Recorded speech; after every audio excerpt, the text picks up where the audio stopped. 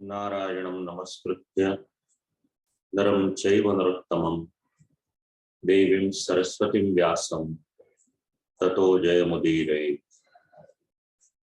निगमकल्पतरोर्गलितं फलं शुकमुखादमृतद्रवसंयुतं पिबत भागवतं रसमालयं मुहुरहो रसिका भुवि भावुका।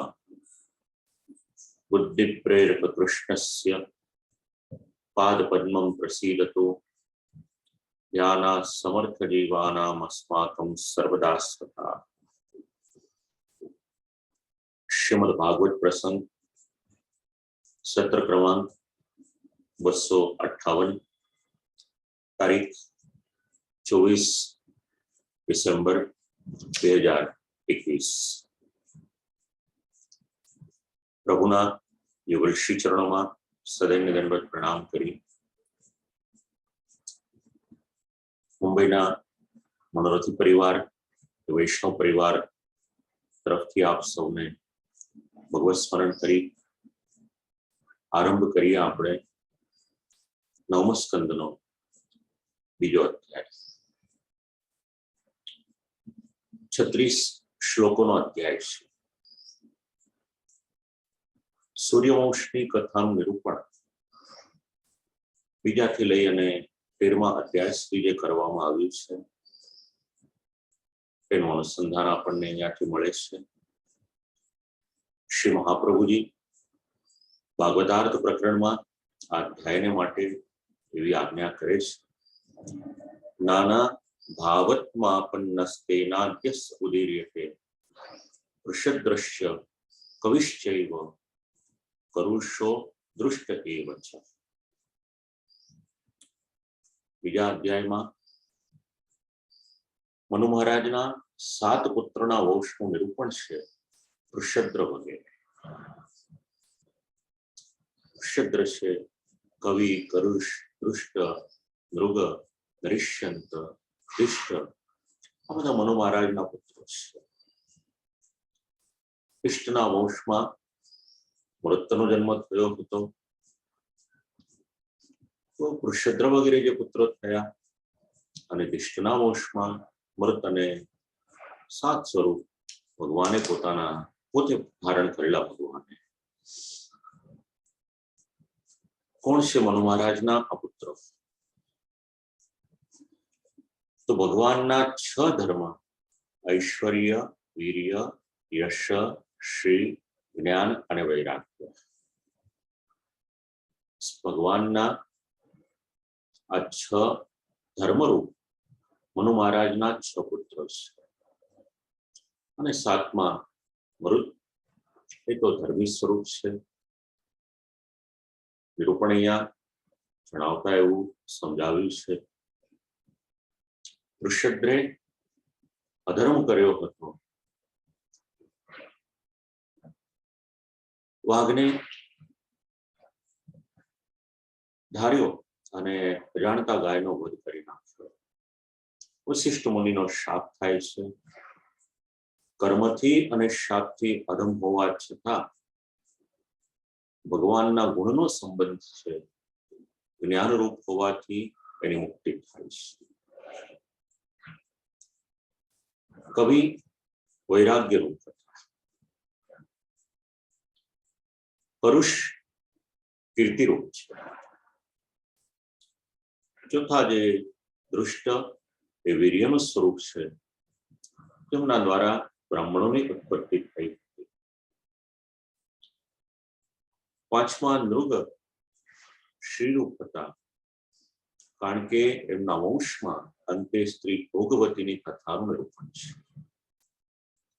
6ઠા નરિષ્યંત ઐશ્વર્ય રૂપ, એમના વંશમાં અગ્નિવેશ્ય નામના અગ્નિ પોતે જ પુત્ર થઈને આવે છે અને એમના દ્વારા અગ્નિવેશ્યાયન બ્રાહ્મણનું કુળ ઉત્પન્ન થયું હતું। 7મા પુત્ર દિષ્ટ, એમના વંશમાં મરુત થયા અને એમનામાં ભગવાનના ગુણ હતા। આ બધા જ રાજા અથવા તો એમના વંશજો એ રાજસ સેવકો કર્મનો ઉદ્યમ કર્યો અને લોકમાં ભક્તિવાળાની એવી પ્રસિદ્ધિ ન હોવાથી એમને રાજસ કહેવામાં આવે છે. ભગવાનની કૃપા એમની પર હતી પણ મર્યાદાના પ્રકારથી હતી. આરંભમાં વૃષદ્ર અને કવિ આ બેની મુક્તિનું નિરૂપણ કરવામાં આવ્યું. એટલે એવું માની લેવાનું કે બાકીના જે બધા હતા એ બધાની પણ મુક્તિ થયેલી છે. આ સિદ્ધાંત આપણે ભાગવતાર્થ પ્રકરણમાં આગળ પણ એક વખત વિચાર્યો છે. આ બધા પ્રમાણો પરથી એક વાતની સ્પષ્ટતા કરવામાં આવી છે કે આ બધા કોઈ સામાન્ય રાજાઓ નથી. અંતે તો ભગવાનના જ કૃપાપાત્ર આ બધા સેવકો હતા. કોઈકની પર મર્યાદાથી કૃપા થઈ, કોઈકની પર પુષ્ટિથી થઈ, પણ પ્રભુની કૃપા થઈ છે. હવે આપણે ભાષાંતર વાંચીએ તો આપણને જેટલી સમજણ ના પડે એટલી સમજણ આપણને શ્રી મહાપ્રભુજી ભાગવતાર્થ પ્રકરણમાં આપે પ્રકાશમાં સમજવા મળે છે. તો શ્રી મહાપ્રભુજીએ કૃપા કરી શ્રીમદ ભાગવતની ઉપર આપણને આટલો બધો પ્રકાશ મળે, સમજણ મળે. એટલા જ માટે શ્રી મહાપ્રભુજીનું એક નામ આપણે દરરોજ પાઠ કરીએ છીએ, શ્રી ભાગવત ગૂઢાર્થ પ્રકાશન પરાયણ. જો શ્રી મહાપ્રભુજી આ દ્રષ્ટિ આપણને ના આપે તો આપણે આ અર્થઘટન કઈ રીતે સમજી શકીએ? આ રાજાઓ ભગવાનના સેવક હતા, ભલે ને ઈશાનું કથામાં હોય, પણ આપણને એમના સ્વરૂપનો ખ્યાલ ના આવી શકે. સૂર્યવંશના રાજાઓનું વર્ણન, એનો આરંભ કરતા વૈવસ્વત મનુએ જે તપ કર્યું એ તપનું નિરૂપણ પ્રથમ શ્લોકમાં કરવામાં આવ્યું. શ્રી સુખદેવજી મહારાજ કથા શ્રવણ કરાવે છે. એવમ ગતેત સુદ્યુમ્ને મનુર્વૈવસ્વતસ્યુતે પુત્ર કામ તપસ્તે યમુનાયામ શતમ સમાહ. ગયા અધ્યાયના વિરામમાં આપણે શ્રવણ કર્યું, સુદ્યુમ્ન વનમાં ગયા. વૈવસ્વત મનુ ફરીથી પુત્રની કામનાથી યમુનાજીના કિનારા ઉપર તપ કરે છે. યમુનાયામ કેટલા વર્ષ સુધી? શતમ સમાહ, 100 વર્ષ સુધી તપ કર્યું છે. ચોથા સ્કંદમાં ધ્રુવકુમારે ત્યાં આગળ તપ કર્યું છે. દસમા સ્કંદમાં તો શ્રી યમુનાજીનું નિરૂપણ છે જ છે. નવમા સ્કંદમાં પણ શ્રી યમુનાજીનો ઉલ્લેખ અહીંયા મળે, મહાત્મ્યમાં પણ આપણને મળે. યમુનાયામ, શ્રી યમુનાજીના તટ પર શતમ સમાહ. પ્રયોજન શું હતું? પુત્ર કામ, પુત્રની ઈચ્છા હતી. તો આ શ્લોક ઉપર થોડોક વિચાર કરવામાં આવે તો તત્કાલીન પ્રજા ધર્માભિમુખ હતી. એ સમયે બાળકોનો જે જન્મ થતો હતો વાસનાથી નહીં પણ ધર્માચરણથી થતો. અને એના જ પ્રમાણ રૂપે સંતાન પ્રાપ્તિને માટે પ્રથમ અધ્યાયમાં વૈવસ્વત મનુએ યજ્ઞ કર્યો, બીજા અધ્યાયમાં તપ કર્યું. આજે નિરૂપણ છે એનું પ્રમાણ છે. જો પ્રજાને, સંતતિને, સંતાનોને ધાર્મિક બનાવવા હશે તો માતા પિતાએ ધર્માચરણ કરવું પડશે. આ શ્રીમદ ભાગવતનો સિદ્ધાંત અલગ અલગ પ્રસંગોમાં આપણને જાણવા મળે છે. ઋષભદેવજીએ જ્યારે પોતાના સંતાનોને ઉપદેશ આપ્યો હતો એમાં પણ આવો જ સિદ્ધાંત આપણે સમજ્યા. શ્રી યમુનાજીના તટ ઉપર 100 વર્ષને માટે તપ કર્યું. તતો યયન મનુર્દેવ મપત્યાર્થમ હરિમ પ્રભુમ ઇક્ષ્વાકુ પૂર્વજાન પુત્રાન લેભે સ્વસદૃશાન દશા. મનુ મહારાજે ભગવાનનું હરિનું પ્રભુ યજન કર્યું અને એના પરિણામે ઇક્ષ્વાકુ પૂર્વજાન ઇક્ષ્વાકુ વગેરે પુત્રાન લીધે પુત્રોની પ્રાપ્તિ થઈ. સ્વસદૃશાન કેવા હતા પુત્રો? પોતાની જેવા જ હતા.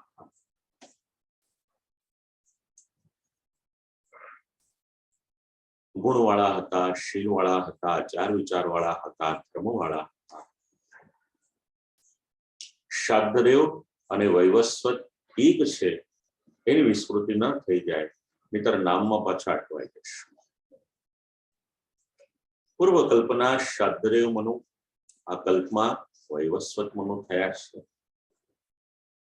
વિવસ્વાન સૂર્ય અને સંજ્ઞા એમના દ્વારા શાદ્રદેવ મનુ, અને શાદ્રદેવ મનુ એમને શ્રદ્ધા નામના રાણી, એમને ત્યાં 10 પુત્રો. નવમસ્કંદના પહેલા અધ્યાયમાં આપણે 11મા 12મા શ્લોકમાં આ વાત વિચાર કરી હતી. અને શાદ્રદેવ મનુ અને શ્રદ્ધાને ત્યાં ઇલા નામની કન્યા થઈ. 16મા શ્લોકમાં એનું નિરૂપણ હતું. વૈવસ્વત એ શાદ્રદેવ એ મનુએ તપ કર્યું અને અહીંયા આગળ 10 પુત્રો થયા. આ નવમસ્કંદનો બીજો અધ્યાય, તો પહેલો ને બીજો શ્લોક. હવે એમાંથી એક પુત્રનું ચરિત્ર વૃષદ્ર એના ચરિત્રની શરૂઆત કરે છે. વૃષદ્રસ્તુ મનોપુત્રો ગોપાલો ગુરુણાકૃતા પાલયામાસ ગાયતો રાત્ર્યામ વીરાસનવ્રતા.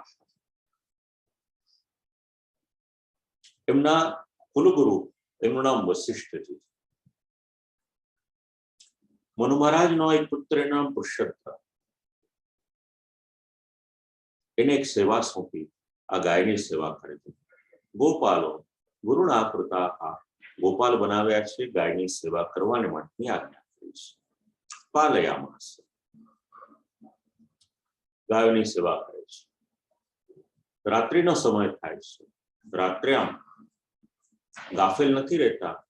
વીરાસન વ્રતા, એક વ્રતને ધારણ કરે છે, એનું નામ છે વીરાસન વ્રત. એવું કહેવાય છે કે વીરાસન વ્રત જે ધારણ કરે આખી જ રાત તલવાર હાથમાં લઈ અને જાગીને ત્યાં આગળ ઉભા રહી અને ગાયોનું સંરક્ષણ કરે. આ રીતે દિવસ અને રાત રઘુવંશના જે રાજાઓ છે, જે પૂર્વજો છે, એમણે તો ઘણી ગૌ સેવા કરી છે. રઘુવંશમાં એનું નિરૂપણ કરવામાં આવ્યું છે. અહીંયા આગળ વીરાસન વ્રત ધારણ કર્યું છે અને હિંસક પશુઓથી રાત્રિના સમય રક્ષણ થાય છે. આપ સૌ જાણો છો, ગાયોમાં 33 કોટી દેવતાઓનો નિવાસ છે. ભગવાન સ્વયં ગોપાલ બને છે, ગૌ સેવા કરે છે. ભાગવત એવું સમજાવે છે, તત્કાલીન રાજાઓ પણ ગૌ સેવા કરતા હતા, ગૌ સંરક્ષણ કરતા હતા. ગૌ હત્યા એ તો બહુ મોટું પાતક માનવામાં આવ્યું છે. ગૌ સેવા અને ગૌ સંરક્ષણ ભલે વૈશ્યને ગોપાલનનું કાર્ય સોંપ્યું છે, પણ એનું સંરક્ષણનું કાર્ય એ તો ક્ષત્રિયનું કર્તવ્ય છે. શાસ્ત્રે સંરક્ષણની જવાબદારી ક્ષત્રિયોને સોંપી. શાસકો બદલાયા, કર્તવ્ય ભૂલાયું. શાસ્ત્રના પ્રમાણ માનવામાં આવે તો ગૌ હત્યા is one of the most sinful activity in human society. જઘન્ય અપરાધ છે, મહાન અપરાધ છે, મહાપાતક છે. દિવસો નીકળવા લાગ્યા. કોઈ એક દિવસની વાત છે. એકદા પ્રાવિશદ ગોષ્ઠમ શાર્દૂલો નિશિ વર્ષતી. નિશિ એટલે રાત્રિનો સમય હતો. વર્ષતી વરસાદ વરસતો અને શાર્દૂલો પ્રાવિશદ ગોષ્ઠમ, એ જે ગાયની ખીરક અથવા તો ગૌશાળા હતી ત્યાં આગળ એક વાઘ પ્રવેશ કરે છે અને એ સમયે ત્યાં આગળ જે ગાયો હતી, ગાયોને અત્યંત ભય લાગ્યો છે. ભીતાસ્તા બબ્રમણ, ડરમાં ને ડરમાં એ વ્રજમાં એ સ્થાનમાં ગાયો દોડવાની શરૂઆત કરી છે. પોતાના સ્થાનમાંથી ઊભી થઈ છે વાઘના ભયથી. એકામ જગ્રાહ બલવાન સા ચુક્રોશ ભયાતુરા. ઘણી બધી ગાયો હતી, એમાંથી કોઈક એક ગાયને એકામ જગ્રાહ આ વાઘે પકડી લીધી છે. અત્યંત ભયભીત થઈ છે ગાય. તતસ્તુ ક્રંદિતમ શ્રુત્વા, અને આક્રંદ કરવા લાગી. અને ગાયનું આક્રંદ જ્યારે વૃષદ્રએ શ્રવણ કર્યું છે ત્યારે વૃષદ્ર એ વાઘની પાછળ પાછળ દોડવા લાગ્યો છે. પશુ પક્ષીઓના અલગ અલગ અવાજને માટે ગુજરાતી ભાષા અલગ અલગ શબ્દો આપે. ગાય અવાજ કરે એના માટે આપણે ગુજરાતીમાં ભાંભરવું શબ્દ કહીએ છીએ. ગૌશાળામાં ગાય ભાંભરતી હોય એનો અવાજ શ્રવણ કરવો એ પણ જીવનનો એક લાભો છે. ગાયની રક્ષા કરવાને માટે વાઘની પાછળ પાછળ વૃષદ્ર જાય છે. ખડગમાદાય તરસા પ્રલીનો ડુગણે નિશ્ચિત અજાનન નચ્છિન બપ્રોહો શિરાહા શાર્દુલ શંકયા. ઘોર અંધારું છે, વરસાદ વરસી રહ્યો છે. ગાયનું રક્ષણ કરવાને માટે ગયા છે, પણ અજાણતા એક અપરાધ થઈ ગયો. તલવાર જોરથી ચલાવી દીધી. લાગ્યું કે મેં વાઘને મારી નાખ્યો છે, પણ વાસ્તવિકતામાં વાઘને બદલે ગાયનું માથું કપાઈ ગયું. જવાબદારી સોંપી હતી રક્ષા કરવાની, અનાયાસે રક્ષણને બદલે ભક્ષણ થઈ ગયું, વધ થઈ ગયો. વ્યાઘ્રોપી રૂપણ શ્રવણો નિસ્ત્રિંશા ગ્રાહતસ્તતાઃ નિશ્ચક્રામ વૃષમ ભીતો રક્તમ પથી સમસ્રજન. વાઘને ન વાગ્યું એવું નથી, વાઘને પણ વાગ્યું. એક કાન હતો એનો કપાઈ ગયો છે. પોતે ભયભીત થયો છે. ભલે હિંસક પશુ હોય પણ એને પણ ભય લાગે છે. આવ્યો હતો શિકાર કરવાને માટે, ખોરાક મેળવવાને માટે. તલવારનો ઘા થોડો ઘસરકો એને પણ લાગ્યો. કાન એ કપાઈ ગયો, લોહી નીકળવા લાગ્યું. ભયમાં ને ભયમાં એ વાઘ ત્યાંથી ભાગી ગયો. રાજાએ વિચાર કર્યો, મન્યમાનો હતમ વ્યાઘ્રમ વૃષદ્ર પરવીરા. વૃષદ્રએ વિચાર કર્યો, વાઘ મરી ગયો છે. આમ કરતા કરતા પ્રાતઃકાલ થયો છે. પ્રાતઃકાલના સમય જયારે પોહ ફાટ્યો ને અજવાળું થયું, અદ્રાક્ષિત સ્વહતામ બબ્રમ યુષ્ટાયામ ઈશિદુઃખિતા. ખ્યાલ આવ્યો, હું તો એવું વિચારતો હતો કે મેં વાઘને મારી નાખ્યો, પણ અત્યારે તો વાઘ તો જતો રહ્યો લાગે છે. આ ગાયનું મસ્તક અહીંયા કપાયેલું પડ્યું છે, મેં ગૌ હત્યા કરી દીધી. અનાયાસે કરેલો અપરાધ. આ અપરાધની જાણ થઈ છે વશિષ્ઠ મુનિ. તમ શશાપ કુલાચાર્ય, કુલના આચાર્ય છે, કુલગુરુ છે. કૃતાગ સમકામતા, અપરાધ જાણ્યો આનો વૃષદ્રનો. અને કુલગુરુ કુલાચાર્ય વશિષ્ઠજી એને શાપ આપ્યો છે. નક્ષત્ર બંધુ શુદ્રસ્ત્વમ કર્મણા ભવિતામુના. ગૌ હત્યાનું કાર્ય ક્યારે પણ કરવું ન જોઈએ. બહુ મોટો અપરાધ તે કર્યો છે. એક શુદ્ર જેવું આચરણ કર્યું. તારો જન્મ ક્ષત્રિય કુળમાં થયો, મનુ મહારાજને ત્યાં થયો, તને કર્તવ્ય સોંપ્યું હતું એ તો ભૂલ્યો. રક્ષણ કરવાનું હતું એને બદલે તે વધ કર્યો. આવું કાર્ય તો શુદ્ર કરે, માટે જાત શુદ્ર થઈ જા. આ તત્કાલીન ન્યાય પ્રણાલિકા, રાજાના પુત્ર રાજકુમાર હોય અથવા તો પછી કોઈ સામાન્ય નાગરિક હોય, બંનેને માટે કાયદા અલગ અલગ ના. કલયુગમાં ઘણા દેશોમાં આપણને જોવા મળે છે સંપત્તિવાન, સામર્થ્યવાન, બલવાનને માટેનો કાયદો અલગ છે અને સામાન્યને માટેનો કાયદો અલગ છે. શ્રીમદ ભાગવતની લો એન્ડ ઓર્ડર જે સિસ્ટમ છે દરેકને માટે એક સમાન છે. આ જ સિદ્ધાંત આગળ ત્રીજા અધ્યાયમાં સુકન્યાના ચરિત્રમાં પણ આવશે. હવે એવમ શબ્દસ્તુ ગુરુણા પ્રત્યગૃહ્ણાત કૃતાંજલિ. રાજકુમાર કુળના આચાર્ય શાપ આપ્યો છે. કોઈ કરતા કોઈ દલીલ કરી નથી. વૃષદ્રની પાસે સત્તા છે, ધારે તો કુલગુરુને પણ કારાગૃહમાં પુરાવી દે, બંધ કરાવી, કેદ કરાવી લે, પણ પોતાની સત્તાનો બિલકુલ દુરુપયોગ કર્યો નથી. વૃષદ્રની વિનમ્રતા અને સૌજન્યશીલતાના દર્શન આ પ્રસંગમાં થાય છે. પ્રત્યગૃહ્ણાત કૃતાંજલિ, બે હાથ જોડ્યા છે, પોતાનું મસ્તક નમાવ્યું છે. અધારયત વ્રતમ વીર ઉર્ધ્વરેતામ નિપ્રિયમ. મુનિનું વચન શ્રવણ કર્યું છે, કોઈ પણ પ્રકારની દલીલ કરી નથી, એને માન્ય કર્યું છે, બ્રહ્મચર્ય વ્રત ધારણ કર્યું છે અને શેષ જીવન ભગવાનના ભજનમાં વિતાવવાની શરૂઆત કરી છે. આ આદર્શ પુરુષો છે. ઈશાનો કથા લીલાના રાજાઓના ચરિત્રો અજાણતા અપરાધ કર્યો છે, શાપ મળ્યો છે, એને સ્વીકાર્યો છે. આત્મકલ્યાણ કરવાને માટેની શરૂઆત થઈ છે.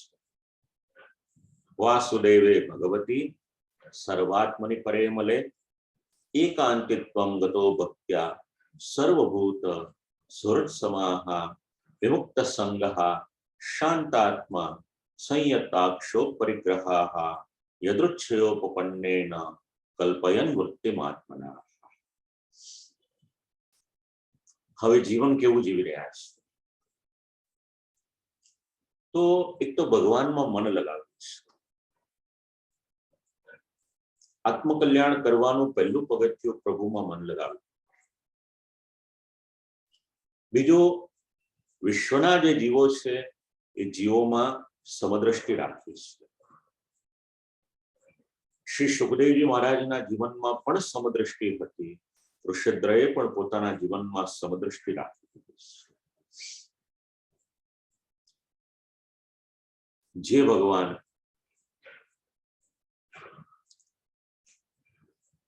ઉચ્ચ તત્વ છે, પરમ શુદ્ધ તત્વ છે, એ ભગવાન વાસુદેવ એમની ભક્તિ કરવાની શરૂઆત કરી છે.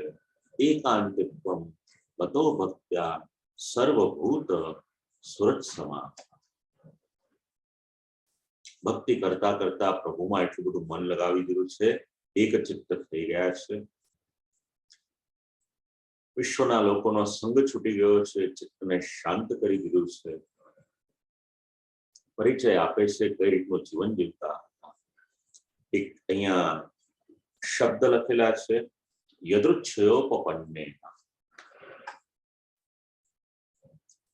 10મા સ્કંદમાં સુદામા ચરિત્ર, એમાં સુદામાજીનો જયારે પરિચય આપવામાં આવ્યો ત્યારે આ જ પદ ત્યાં આગળ મળશે, યદૃચ્છયોપપન્ને. જે પણ મળે એનાથી જીવનનો નિર્વાહ કરે છે. સિદ્ધાંત સમજવા મળે છે. શ્રીમદ ભાગવતમાં એક રાજકુમાર હોય અથવા તો બ્રાહ્મણ હોય, એમાંથી કોઈ પણ હોય, સમાજના લોકોનો આદર્શ અત્યંત ઉચ્ચ કક્ષાનો હતો. અનીતિથી જીવન જીવતા ન હતા. જે મળે એમાં આનંદ હતો, એમાં સંતોષ હતો. શાસ્ત્રાનુકૂળ પદ્ધતિથી જીવન જીવતા હતા અને એનું પરિણામ શું આવ્યું? એમની વૃત્તિ પ્રભુમાં લાગી ગઈ અને શાંતાત્મા જે શાસ્ત્રની આજ્ઞા મુજબ જીવન જીવે છે એને જીવનમાં લાભ કયો થાય છે? શબ્દ આપ્યો છે શાંતાત્મા. ચિત્ત શાંત થયું છે, પ્રસન્ન થયું છે. આપણી પાસે ભૌતિક સાધન સગવડો ઘણી બધી વધી છે.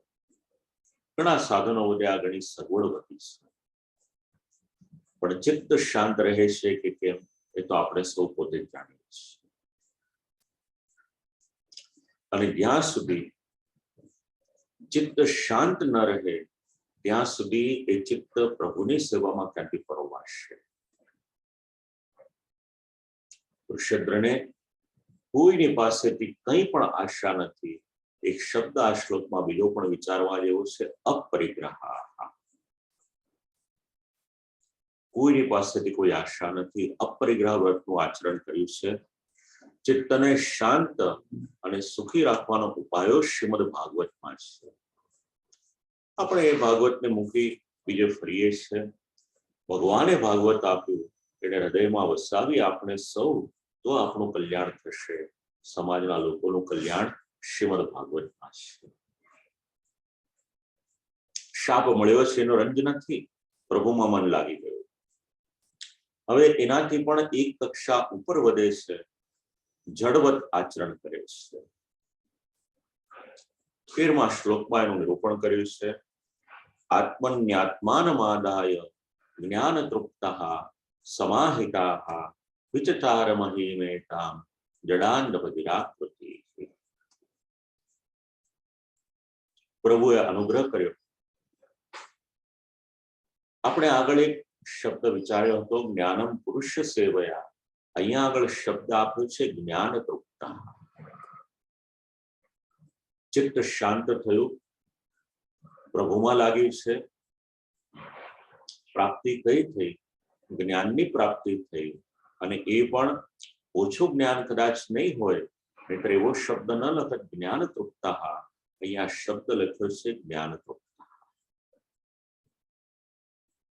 જ્ઞાન વડે તૃપ્ત થયા છે. આશાઓ તૃપ્ત કરે છે કે કેમ એ પ્રશ્ન છે. તૃષ્ણાઓ તૃપ્ત કરે છે કે કેમ એ પ્રશ્ન છે. એ તો કાયમ આપણને અતૃપ્ત રાખશે. પણ આ જ્ઞાન રૂપી પરબ એવી છે, એના કિનારે જે જાય છે, એના કાંઠે જે જાય છે, ત્યાં આગળ જે જાય છે, એ ક્યારે પણ નિરાશ થતું નથી. જ્ઞાન તૃપ્તઃ સમાહિતાઃ. જ્ઞાન વડે તૃપ્ત થયા છે. ચિત્તને પોતાના આત્મામાં સ્થિર કર્યું છે. અને હવે સમાધિ પણ સિદ્ધ થવા લાગી છે. વિચાર કર્યો, અપરિગ્રહ વગેરે તો છે, શાંતાત્મા છે, સમાધિ સિદ્ધ થઈ છે. આ વિશ્વના લોકો પડી નજીક પણ ના આવે એ પ્રમાણે કરી દઈએ. વિચચાર મહિમે કામ જડાંદ બધિરાકૃતિ. જડ પુરુષને જેવું આચરણ કરવાની શરૂઆત કરી છે. આંધળો હોય, બહેરો હોય, આવા લક્ષણો બતાવતા પૃથ્વી પર વિચરણ કરે છે. પ્રસંગ આપણે જાણીએ છીએ. શ્રીમદ ભાગવતનો પ્રથમ સ્કંદનો 15મો અધ્યાય, જેમાં રાજા યુધિષ્ઠિર અને પાંડવો જ્યારે રાજ્યનો ત્યાગ કરે છે, બસ ત્યારે પણ આવા જ લક્ષણ ધારણ કરે છે. અને 5મા સ્કંદમાં જળભરતજીનું ચરિત્ર તો આપણે શ્રવણ કર્યું. એમાં પણ આપણને આ સિદ્ધાંત જાણવા મળ્યો છે. વિશ્વના લોકોથી અલિપ્ત રહી અને ભગવાનની પ્રાપ્તિ કરવાનું શ્રીમદ ભાગવતના સામર્થ્યવાન, સર્વ સામર્થ્યવાન રાજાઓ વિશ્વને શિક્ષણ આપે છે. એવં વૃત્તવનમ ગત્વા દૃષ્ટ્વા દાવાગ્નિમુક્તિતમ. આમ કરતા કરતા વનમાં દાવાગ્નિ પ્રજ્વલિત થયેલો છે. વિચાર કર્યો, ક્યાં સુધી હવે જીવન જીવીશ? તેનોપયુક્ત કરણો બ્રહ્મ પ્રાપ પરમ મુનિ.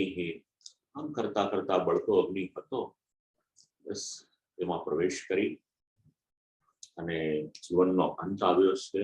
પરિણામ શું આવ્યું? દુર્ગતિ નથી થઈ. બ્રહ્મ પ્રાપ પરમ મુનિ. બ્રહ્મની પ્રાપ્તિ થઈ છે. ભગવદ અવતાર ઋષભદેવજી હોય કે ભગવદ ભક્ત વૃષદ્ર હોય, પરબ્રહ્મની પ્રાપ્તિના ઉપાય આપણને જણાવે છે. જવાબદારી તો સોંપી હતી ગૌરક્ષા. ગૌરક્ષા હોય કે વેદ રક્ષા હોય, ક્ષત્રિયની ફરજ. ગાય એ તો પૃથ્વી વેદ, દેવતાઓ ઇત્યાદિની સાથે પણ સંબંધિત છે. પુષ્ટિ માર્ગમાં પણ વિચાર કરવામાં આવે, ભાવના અલગ અલગ મળે. એમાંની એક ભાવના એવી પણ મળે, ગાયમાં વ્રજભક્તો અને શ્રી ગિરિરાજજીની પણ ભાવના આપણને જાણવા મળે છે. ભગવાન શ્રી કૃષ્ણને ગાયો અતિશય પ્રિય હતી અને ગાય એ તો દૈન્યનું પ્રતીક છે. ગાય સરળતાનું પ્રતીક છે. એ ગાય પવિત્રતાનું પ્રતીક છે. કર્મ અને શાપથી અધમતા થઈ એ છતાં પણ જ્ઞાનરૂપ હોવાથી એમને મુક્તિ મળી છે. આ પુરુષોત્તમનું ચરિત્ર. શ્રી મહાપ્રભુજીએ પુરુષોત્તમ સહસ્ત્ર નામમાં એક નામ આપ્યું, મનુપુત્ર ગતિ પ્રદાહ. મનુના પુત્ર પુરુષોત્તમને સદગતિ આપનાર એ ભગવાન છે. 14મા શ્લોક સુધી પુરુષોત્તમનું ચરિત્ર. હવે કેવળ એક જ શ્લોકમાં મનુ મહારાજના બીજા પુત્ર, એનું નામ કવિ, એ કવિનું ચરિત્ર એ નિરૂપણ કરવામાં આવ્યું છે. પરિચય આપ્યો, કવિ કનીયાન વિશેષ નિસ્પૃહો વિસૃજ્ય રાજ્યમ સહબંધુભિર્વનમ નિવેશ્ય ચિત્તે પુરુષમ સ્વરોચિષમ વિવેશ્ય કૈશોરવયા પરમ ગતા. વૃષદ્રથી નાના ભાઈ કવિ. પહેલા જ પદમાં પરિચય આપી દીધો, કેવા હતા? વિષયેષુ નિસ્પૃહા. મટીરિયલ એન્જોયમેન્ટ, વિષયાસક્તિ, બિલકુલ એમાં અભિરુચિ હતી નહીં. રાજકુમાર હતા. રાજાના મહેલમાં કોઈ પણ પ્રકારના વિષયની ઈચ્છા કરે તરત હાજર થઈ જાય. એ છતાં પણ એ વિષયો અમને બાધા કરી શક્યા નથી. વિશેષ નિસ્પૃહા. વિસૃજ રાજ્ય, એક એક શબ્દ પરિચય આપે છે. વિષયોને છોડ્યા, એનાથી આગળ વધી અને રાજ્યને છોડી દીધો. રાજ્ય છોડવું અત્યંત કઠિન છે. વિશ્વમાં જે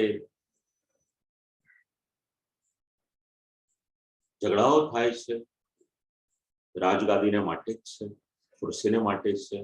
ભાગવતના રાજાઓ તો મળ્યું હોય એ છતાં પણ છોડી દે છે. વિસૃજ રાજ્ય. રાજ્ય છોડવું કઠિન છે, પણ કવિએ રાજ્ય છોડી દીધું. શ્રીમદ ભાગવતમાં તો પરીક્ષિત પણ રાજ્ય છોડી દે છે, ભરતજી પણ રાજ્ય છોડી દે છે, કવિ પણ છોડી દે છે. કેટલાય પ્રમાણો છે. સહબંધુભિર્વનમ, બાંધવોને છોડ્યા અને વનમાં આવ્યા છે. લૌકિક છોડ્યું, અલૌકિક મેળવ્યું છે. આપણે કલયુગના જીવો છે, લૌકિકમાં અટવાયેલા છીએ. કલયુગમાં સંપૂર્ણ ત્યાગ એ તો મુશ્કેલ છે. અને એટલા જ માટે જગતગુરુ શ્રીમદ વલ્લભાચાર્યજી શ્રી મહાપ્રભુજી આજ્ઞા કરી, છોડવું અઘરું લાગે એને જોડી દો ભગવાનમાં, બાદ નહીં કરે. હું અને મારું આ બંનેને ભગવાનમાં જોડી દીધા, સોંપી દીધા. જીવનું આત્મકલ્યાણ થઈ ગયું, ભગવત પ્રાપ્તિ થઈ ગઈ. વૃષદ્રે સંગ છોડ્યો, કવિએ વિષયાસક્તિ છોડી દીધી. સહોદર છે ને બંને. ત્યાગનો સ્વભાવ પણ એક સમાન છે. નિવેશ્ય ચિત્તે પુરુષમ સ્વરોચિષમ, ભગવાનમાં મન લાગી ગયું છે. કિશોર વિવેશ કૈશોર વયા પરમ ગતા. અને આમ કરતા કરતા એમણે પણ ભગવાનને પ્રાપ્ત કર્યા છે. આમ એક જ શ્લોકમાં કવિનું ચરિત્ર એનું નિરૂપણ કર્યું. એની પછી મનુ મહારાજના ત્રીજા એક પુત્ર કરુષ, એમનું ચરિત્ર પણ કેવળ એક જ શ્લોકમાં છે. કરુષોન માનવાદાસન કારુષો ક્ષત્રજાતયા પુત્રાપથ ગોપ્તારો બ્રહ્મણ્યા ધર્મવત્સલા. કરુષ નામના મનુપુત્ર, એમના દ્વારા કારુષ નામના ક્ષત્રિયો થાય છે.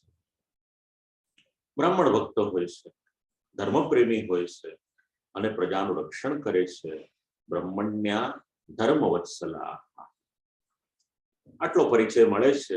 બ્રાહ્મણ ભક્ત અને દેશોના રક્ષક એમની વિશેષતા જણાવે છે. એની પછી ચોથા પુત્ર દૃષ્ટ અને પાંચમા પુત્ર નૃગ, આ બંનેનું ચરિત્ર 2 શ્લોકમાં એનું નિરૂપણ કર્યું, 17મા અને 18મા શ્લોકમાં. દૃષ્ટાર દાર્ષ્ટ્યમવક્ષત્રમ બ્રહ્મભૂતમ ગતમ ક્ષિતો નૃગસ્ય વંશાહ સુમતિર્ભૂતર જ્યોતિસ્તતો વસુ.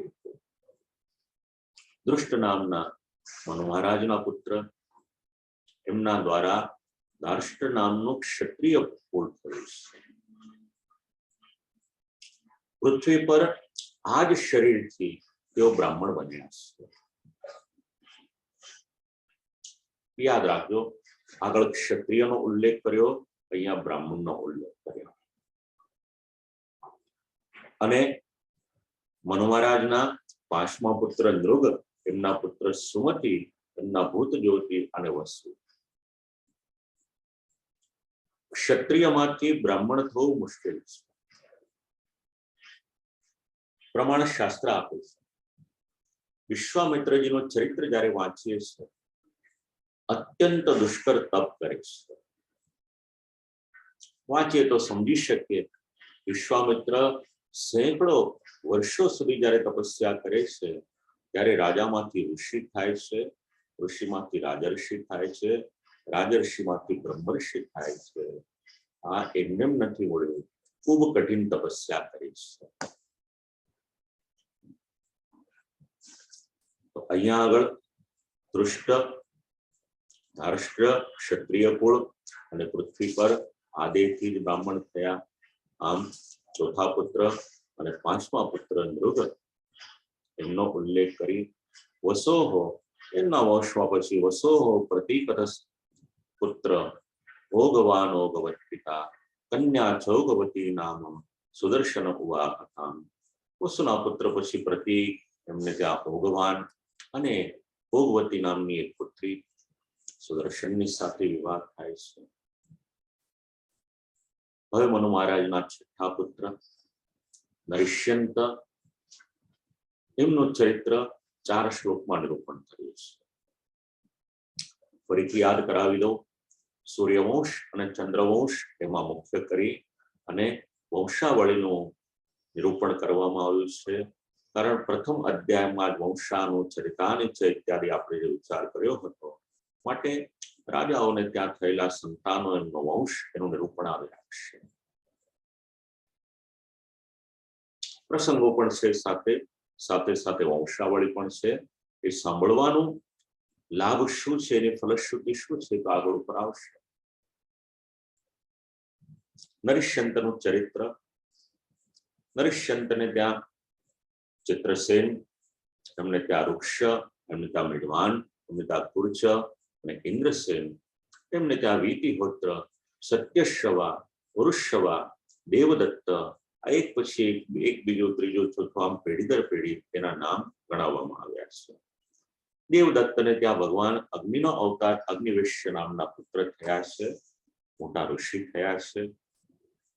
અને ભવિષ્યમાં એ જ કાનન અને મહર્ષિ જાતુકર્ણના નામથી પ્રખ્યાત થયા છે, પ્રસિદ્ધ થયા છે.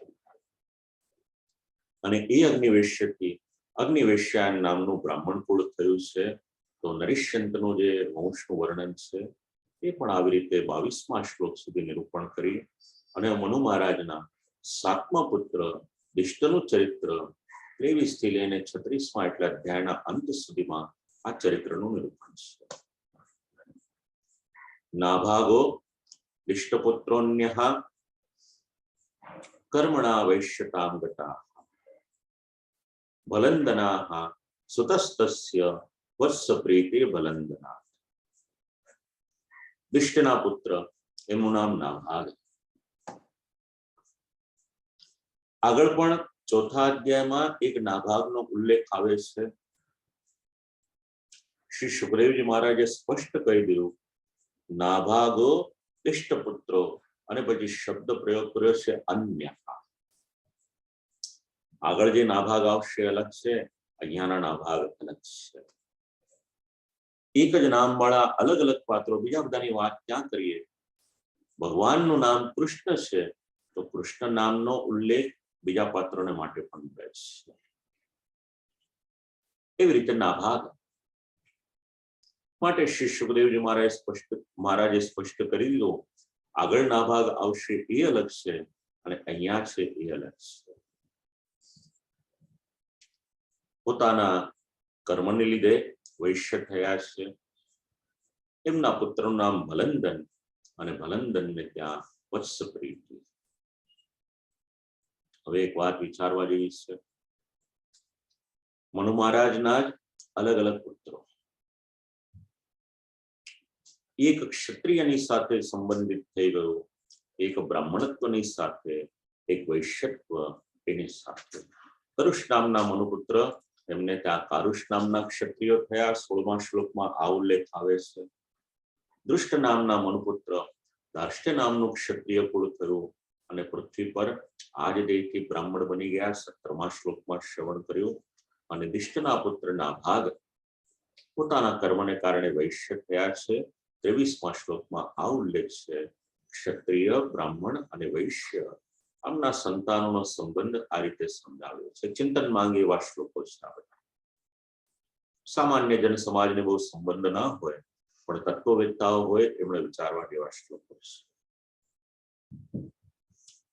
વત્સપ્રીતેઃ સુતપ્રાંશુસ્તત્સુતં પ્રમતિં વિદોઃ ખનિત્ર પ્રમતેસ્તસ્માत् ચાક્ષુષોથ વિમુંશતિ હવે પાછું રાજાઓના વંશ વત્સપ્રીતિ એમને ત્યાં પ્રાંશુ એમના પ્રમતિ એમને ખનિત્ર એમને ચાક્ષુષ અનંતા વિમુંશતિ નામના પુત્ર થયા છે વિવિંશતિને ત્યાં રંભ એમના પુત્ર ખનિનેત્ર આ બંનેનો પરિચય આપ્યો કેવા હતા ધાર્મિકા રાજાના કુળમાં જન્મ થયો છે ભોગ વિલાસમાં અટવાયા નથી રાજાના કુળમાં જન્મ થયો છે નાસ્તિક નથી રાજાના કુળમાં જન્મ થયો છે ધર્મની સાથે સંબંધ રાખ્યો છે માટે ધાર્મિક છે ઇતિહાસ એવું સમજાવે છે જે વ્યક્તિ પોતાનો ધર્મ ભૂલી જાય પોતાનું કુળ ભૂલી જાય પોતાના ઈષ્ટદેવ વગેરેને ભૂલી જાય જે પોતાનું મૂળ ભૂલી જાય એનું જીવન કઠિન મૂળ યાદ રાખવું જરૂરી છે શબ્દ સમજાવ્યો છે ધાર્મિકા ધર્મની સાથે જોડાયેલા હોય એ ધાર્મિક પોતે પણ જોડાવવું જરૂરી છે પોતાના પરિવારને જોડાવવો એ પણ જરૂરી છે પોતાના સંતાનોને પણ ધર્મની સાથે જોડવા જરૂરી છે રંભ અને ખનિનેત્ર બંને ધાર્મિક છે એમને ત્યાં કરંદમ નામના દીકરા થાય છે એમને ત્યાં અવિક્ષિત અને એમને ત્યાં ચક્રવર્તી મૃત નામના પુત્ર થાય છે અંગિરાના પુત્ર મહાયોગ્યંગિરસ્તા સંવર્ત એમણે ત્યાં આગળ યજ્ઞ કરાવ્યો છે 27મા શ્લોકમાં મરુતને ત્યાં થયેલો જે યજ્ઞ છે એ કોઈ સામાન્ય યજ્ઞ ન હતો એનું નિરૂપણ કર્યું છે મરુતસ્ય યથા યજ્ઞો ન તથાન્યોસ્તિ કશ્ચન સર્વં હિરણ્મયં ત્વાસિત યત્કિંચિત ચાસ્ય શોભનમ ભાગવતમાં શબ્દ લખ્યા છે મૃતને ત્યાં જે યજ્ઞ થયો એવો યજ્ઞ કોઈ દિવસ કોઈને ત્યાં થયો નથી સમૃદ્ધિ કેટલી હતી યજ્ઞમાં યજ્ઞની સમૃદ્ધિ એટલી બધી હતી ત્યાં આગળ યજ્ઞમાં ઉપયોગી જે પાત્રો હોય ભાગવત એવું સમજાવે છે સર્વમ હિરણ્મયમ ત્વાસિત યજ્ઞના પાત્રો પણ સુવર્ણના સિદ્ધાંત જરાક વિચારવા જેવો છે ને વાત જરાક સમજવા શાસ્ત્ર જે ધાતુને શુદ્ધ ગણે છે એ ધાતુનો વિનિયોગ યજ્ઞીય પાત્રમાં થાય તો ઉત્તમ છે ભારત દેશની સમૃદ્ધિ કેટલી હતી આ શબ્દો એનું પ્રમાણ આપે છે ત્યારે યજ્ઞ થતા હતા યજ્ઞમાં જે પાત્ર બનતા હતા એ સ્વર્ણના પાત્ર એનાથી આગળ વિચારવું હોય અક્રૂરજી જયારે યજ્ઞ કરે છે, દશમ સ્કંદમાં આપણે વાંચીએ, વિચારીએ, વિદ્વજ્જનોનો અભિપ્રાય અને નિરૂપણ આપણે જયારે જાણીએ છીએ, ત્યારે યજ્ઞનું આયોજન થાય. યજ્ઞમાં જે વેદી બનાવવામાં આવે એ વેદી પણ સુવર્ણની બનાવવામાં આવી હતી. આ સમૃદ્ધિ હતી. વિચારવા જેવી વાત છે. સર્વમ હિરણ્મયમ ત્વાસિત યત્ કિંચિત ચાસ્ય શોભનમ. સુવર્ણના પાત્ર હોય ઉત્તમ, એ ન હોય ચાંદીના પાત્ર હોય એ ઉત્તમ, પણ કલિયુગમાં આટલી સમૃદ્ધિ દરેકની પાસે ન હોય તો વાંધો નહીં, તાંબુ હોય, પિત્તળ હોય, એના વાસણો રાખો, કાંસાના પાત્રો રાખો, જ્યાં આવશ્યકતા હોય ત્યાં. પણ શક્ય હોય ક્યારે પણ યજ્ઞ હોય કે અન્ય પૂજન હોય, સ્ટીલના પાત્ર ન વાપરીએ તો વધારે સારું. અને એમાં પણ યજ્ઞનો પ્રસંગ હોય કે લગ્નનો પ્રસંગ હોય, આપણે કોઈનો દોષ ન જોવાય, પણ એક સામાન્ય રીતે જે જોવા મળે છે, જે પાત્ર ભોજનને માટેના હોય, કેટરને ત્યાંના જે વાસણો હોય મેલામાઇનના, પૂજન કરવાનું હોય, ખાધેલા પાત્ર હોય, એમાં દેવને પધરાવવામાં આવે છે, સ્નાન વગેરે કરાવવામાં આવે છે, સંકલ્પ વગેરે કરવામાં પણ એ જ પાત્ર લેવામાં આવે છે. ખાસ કરીને આ સિદ્ધાંત શક્ય હોય યાદ રાખજો. પોતાને ત્યાં દીકરા દીકરીના લગ્ન હોય, પૌત્ર પૌત્રીના લગ્ન હોય, ત્યારે પણ આવા બધા પાત્ર ન વાપરશો. ભગવાને સંપત્તિ વધારીને આપી હોય તો એ વાંધો નહીં, 500,000 રૂપિયા ખર્ચીએ, તાંબાના પાત્ર તો મળી રહેશે. સંકલ્પ વગેરે કરવાને માટે, પૂજન કરવાને માટે પંચપાત્ર લેવાના, તરવાણો, પવાલો, આચમની, લોટી, અર્ઘ્ય કલશ, અર્ઘ્ય આપવાને માટે અર્ઘ્ય પાત્ર, બસ તાંબાના પાત્ર વસાવો, ઘરમાં વસાવી રાખવા. આપણા સૌના ઘરમાં મંગલ પ્રસંગો, સારા માઠા પ્રસંગો આવતા જ હોય છે. વિધિ વિધાનમાં ઉપયોગ કરવાનો હોય, શાસ્ત્રીય પાત્રનો ઉપયોગ કરો. અને કોઈ પ્રકારની સંપત્તિ ન હોય, માટીના પાત્ર હોય તો એ વાંધો નહીં, વાપરો અને પછી એને જવા દો. પણ મેલામાઇન હોય, પ્લાસ્ટિક હોય, કોઈના ખાધેલા પાત્રો હોય, શક્ય હોય તો આ બધા પાત્રો ન વાપરશો. સર્વમ હિરણ્મયમ ત્વાસિત. મરુત રાજાના યજ્ઞમાં બધા જ પાત્રો સુવર્ણના છે. અગાધ સમૃદ્ધિ હતી. અને એક પ્રસંગ એવો પણ મળે છે, રાજા યુધિષ્ઠિરને જયારે યજ્ઞ કરવો હોય છે, 3 અશ્વમેધ યજ્ઞ કરવા હોય છે, અને એમાં જયારે ધનની આવશ્યકતા રહે છે, મરુત રાજાને ત્યાં જયારે આ રીતના પાત્રો હોય છે, બ્રાહ્મણોને આ બધા પાત્ર આપવામાં આવે છે. એટલી બધી દક્ષિણા અને પાત્ર આપવામાં આવ્યા, બ્રાહ્મણો એ ઉંચકીને લઈ ન જઈ શક્યા. એટલી બધી દક્ષિણા આપી. વધેલું દ્રવ્ય હતું, રસ્તામાં ને રસ્તામાં મૂકી દીધું. હવે રાજા યુધિષ્ઠિરને યજ્ઞ કરવો હોય છે.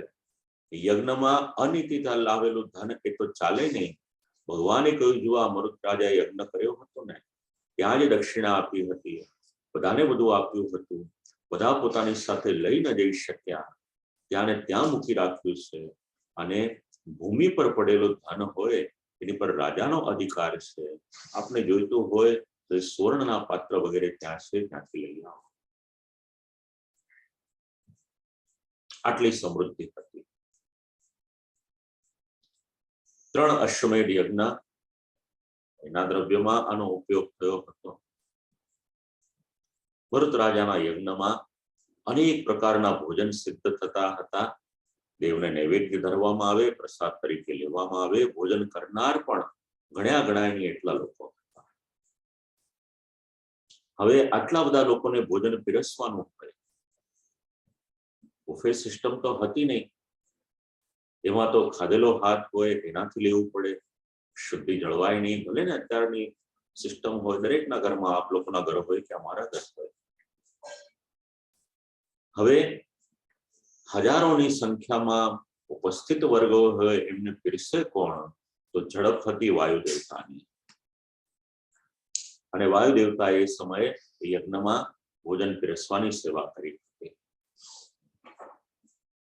ભગવદ અંશ હતા ને, મરુત ધર્મી સ્વરૂપ હતા. તસ્માદિન્દ્ર સોમેન દક્ષિણાભિર્દ્વિજાતયા મૃત પરિવેષ્ટારો વિશ્વદેવા સભાસદા. ઇન્દ્રને પણ સોમપાન કરવાનો આનંદ આવ્યો હતો.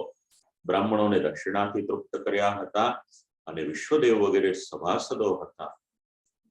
આમ ઉત્તમ પ્રકારનો યજ્ઞ એમણે સિદ્ધ કર્યો હતો. એ મરુતને ત્યાં દમ નામના પુત્ર થાય છે. એમને ત્યાં રાજ્યવર્ધન, એમને ત્યાં સુદ્રુતિ, એમના પુત્રનું નામ નર હોય છે. નરના પુત્રનું નામ કેવલ, એમને ત્યાં બંધુવાન, એમને ત્યાં વેગવાન, એમને ત્યાં બંધુ નામના પુત્ર થાય છે.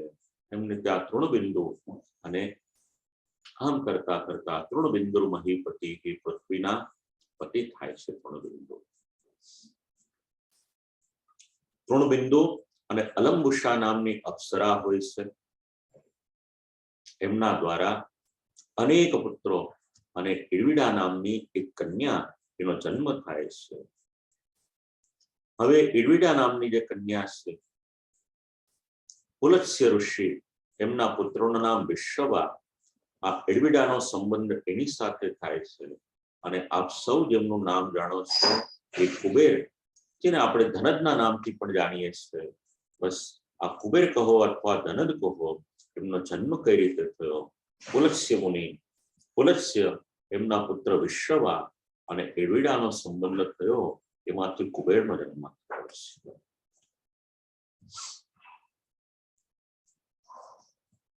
યોગેશ્વર એવા પોતાના પિતા વિશ્વવા એમની પાસેથી અંતર્ધાન વિદ્યા એમને સંપાદન કરી. અત્યંત વિચક્ષણ હતા. કોઈ પણ વસ્તુ હોય બારીકાઈથી વિચારી શકે એવા હતા. વિશાલ શૂન્ય બંધુષ્ય ધૂમ્રકેતુષ્ય તત્સુતા.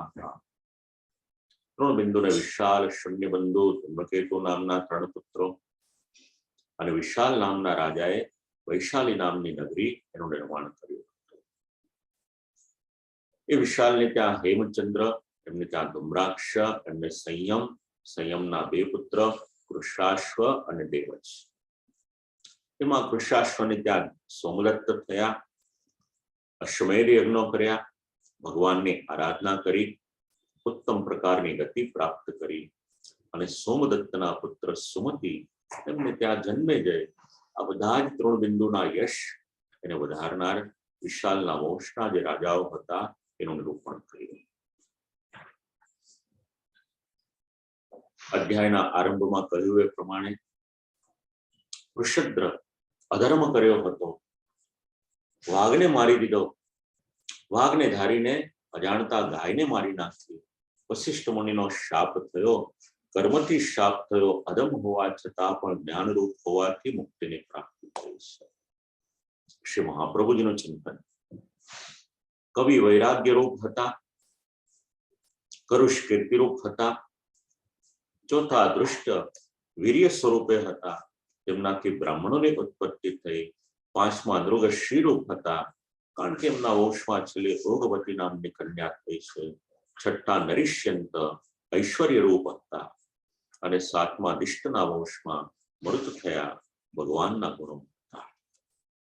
આમ રાજસ્ય સેવકો તેમનું નિરૂપણ કર્યું.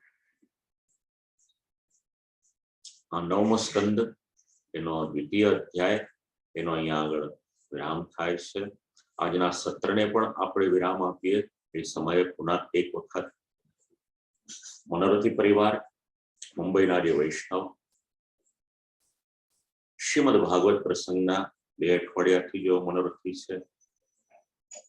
આરંભમાં કહ્યું હતું એ પ્રમાણે પુષ્ટિરસ પરિવારમાં પ્રભુ કૃપાથી સેવા આપી રહ્યા છે. શિવલ્લભ કુલની પણ અત્યંત કૃપા એમની પર છે. ભગવદીય છે તેઓ અને તેમનો પરિવાર. પ્રભુની કૃપા આ પરિવાર પર કાયમ રહે. નિસ્વાર્થ ભાવથી હરિગુરુ વૈષ્ણવની જે સેવા કરી રહ્યા છે, પ્રભુ વધારે કૃપા કરે, પ્રભુ વધારે ને વધારે સામર્થ્ય આપે અને એ પ્રમાણે જ સેવા કરી શકે એવી વિજ્ઞપ્તિ પ્રભુના શ્રી ચરણોમાં કરીએ. આ પરિવાર વતીથી આપ સૌને ભગવત સ્મરણ કરું અને આવતા સત્રમાં આરંભ થશે સુકન્યાનો ચરિત્ર, એની પછી નભગ અને નાભાગ, અને એની પછી અંબરીશનું ચરિત્ર છે. 3, 4 અને 5 કથાત્મક છે. આ 3 અધ્યાયો શ્રવણીય છે. કોઈક ને કોઈક સિદ્ધાંત આપણને એમાંથી જાણવા મળશે. તો આપણે આરંભ કરીશું આવતા સત્રમાં 3જો અધ્યાય. ત્યાં સુધી પુનઃ એક વખત પ્રભુના યુગલ શ્રી ચરણોમાં સદૈન્ય દંડવત પ્રણામ કરી આજના આ સત્રમાંથી અને દ્વિતીય અધ્યાય એમાંથી પણ આપણે વિરામ લઈએ. ઇતિ શ્રીમદ ભાગવતે મહાપુરાણે પારમહંસ્યામ સંહિતાયામ આનંદસ્ય હરે લીલાયામ નવમસ્કંદે દ્વિતીયોધ્યાયઃ અસ્તુ.